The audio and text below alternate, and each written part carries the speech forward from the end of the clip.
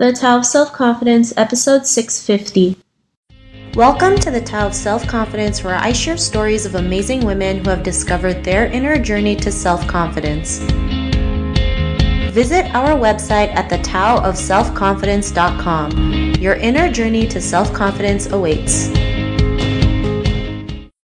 Before I start today's episode, I just wanted to let you know that this will be the last episode of Season 4, and we will be back for Season 5 on September 2, 2019. In the meantime, please check out the past episodes of the Tao of Self-Confidence, and I just wanted to thank each and every one of you for your continued support.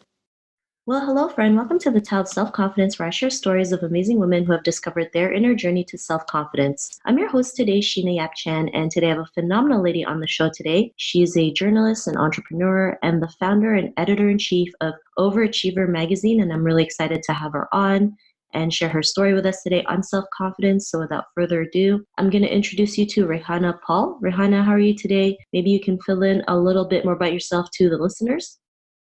I'm great. Thank you so much for having me on. So I'm the editor-in-chief of Overachiever magazine, which is the first magazine for all Asian women. Through giving Asian women a platform to make their voices heard and spotlighting inspiring Asian women, we aim to empower and represent our community the best that we can.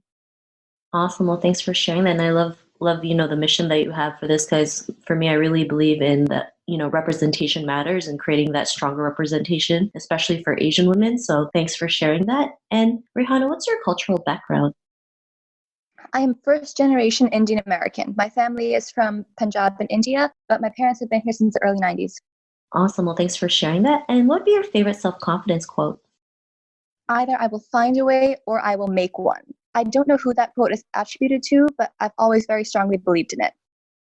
Thanks for sharing that. And I love that quote, because some people feel like they don't have a choice, but really the choice is up to us to make it work or not, right? Even if we fail like 10,000 times, right? It's up to us to get back up and keep going. So I really love that quote that you mentioned. And in your own words, how do you define self-confidence? Well, self-confidence to me is owning your own strength and power. Thanks for sharing that. And, what was your life like before you discovered self-confidence?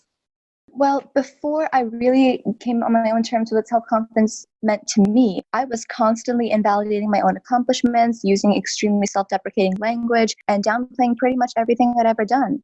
Whether it was getting a good score on a test, starting a magazine at 16, I countered every bit of praise I got by saying something negative about myself. In my mind, I thought that talking about what I had done was basically the same thing as bragging.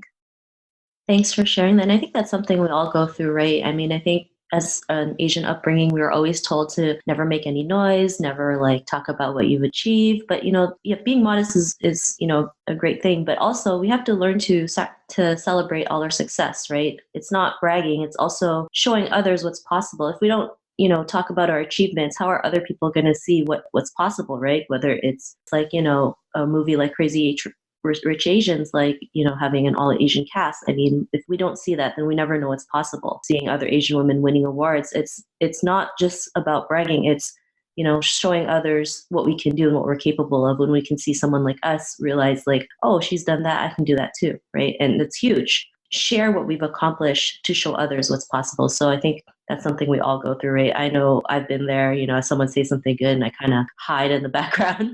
But we've all been through it. And, what was that point in your life when you realized you were more than enough to go out there and, be the woman that you are today? What was that aha moment?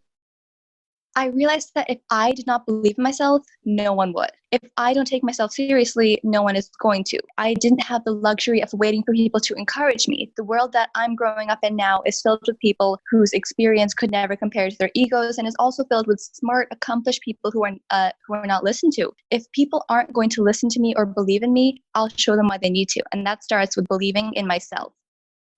Thanks for sharing that. I love how you mentioned, if things has to start with you, right? If you want people to take you seriously, it has to start with you. Especially, I remember someone asking me, what advice would you give to someone who is in a male-dominated industry, right? And it's always hard as a woman, especially as an Asian woman, right? And one of the biggest things is learning to take yourself seriously, because they're not going to take yourself seriously if it doesn't start with you. And yeah, we might have to work twice as hard or 3 times as hard, but when they can see that you're serious about yourself, then they'll look at you in a different way, right? They'll start to realize she's for real, right?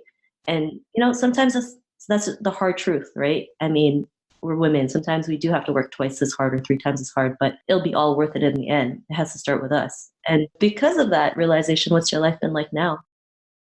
Well, I'm definitely more confident when making decisions, especially in regards to the magazine. And I'm far less willing to listen to people with a fraction of my experience. Like you were just saying, a lot of fields are still male dominated, and online journalism is definitely one of them. So I always have a lot of men telling me what I should and should not be doing. But now I definitely trust my instincts more, and I don't blame myself when things go wrong. I just find a way to fix them.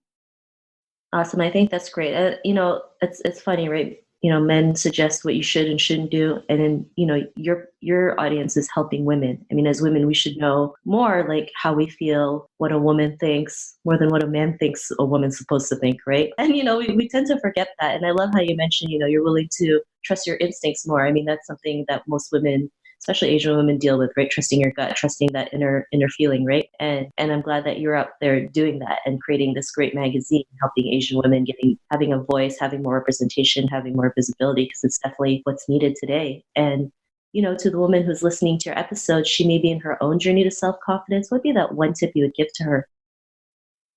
I would tell her that you don't need to prove anything to anyone. Everyone draws self-confidence from different things in their life. For some women, it's their professional or personal accomplishments, maybe being well-read, being financially independent, but you don't need any of those things to be confident in yourself. You should not hold yourself to someone else's standards. Thanks for sharing those great tips. And if our listeners want to get to know a little bit more about you and what you do, or check out your magazine, is there any links or social media profiles we can connect with?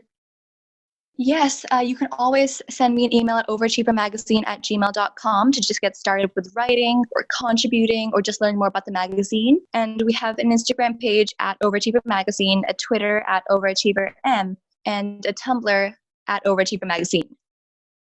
Awesome. Well, thanks for sharing that. And to our listeners, if you want to connect with Ruhana, you can also head on over to thetowofselfconfidence.com and search for Ruhana's name. Her show notes will pop up along with everything else that we talked about. And I really just want to thank Ruhana today for taking the time to share her story and tips with us on self-confidence and creating this amazing magazine. So thank you so much, Ruhana. And thank you so much for having me. Not a problem. It was really great having you on the show. And to the listeners, this is just a reminder that this will be the last episode of Season 4, and be on the lookout for Season 5 starting on September 2, 2019. Thanks again for your continued support. Thank you for tuning in to another amazing episode of The Tao of Self-Confidence. Want to learn how you can use podcasting to market your business? Download your free report by visiting our website at thetowofselfconfidence.com. Your inner journey to self-confidence awaits.